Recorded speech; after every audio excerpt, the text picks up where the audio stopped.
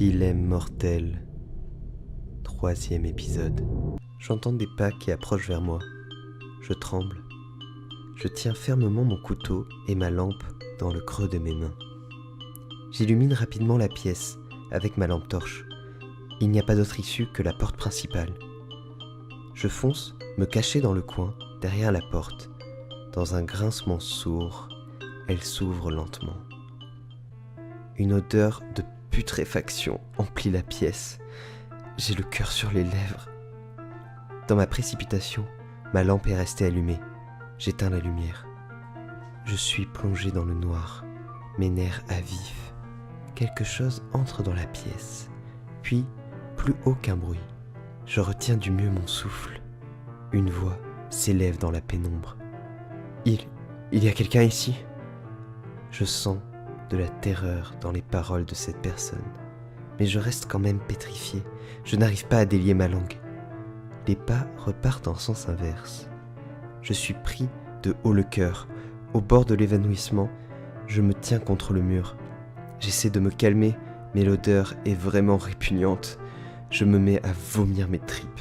Je me sens tellement faible. Il n'y a plus de bruit depuis plusieurs minutes. C'est le moment de sortir d'ici. Je dois m'enfuir. Quand je ressors de cette pièce, je rallume ma lampe. C'est trop sombre ici. Je découvre un grand espace. Je suis dans un hangar.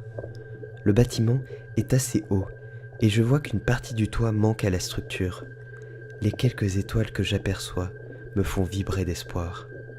Je ne perçois pas bien l'autre côté de la salle, mais rien ne semble indiquer une sortie. À côté de moi, un escalier monte au niveau supérieur. Je remarque un peu derrière moi une autre salle, comme celle dont je suis sorti. Et l'odeur se dégage clairement de là-bas. Soudain, au premier niveau, un bruit de tôle résonne dans tout le bâtiment. J'en suis certain, je ne suis pas seul ici. J'essaie désespérément de trouver une issue.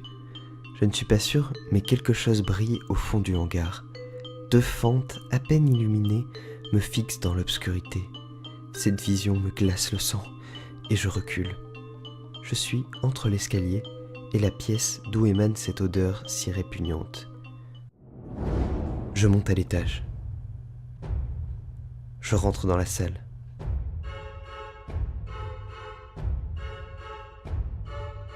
Ma mère est urgentiste.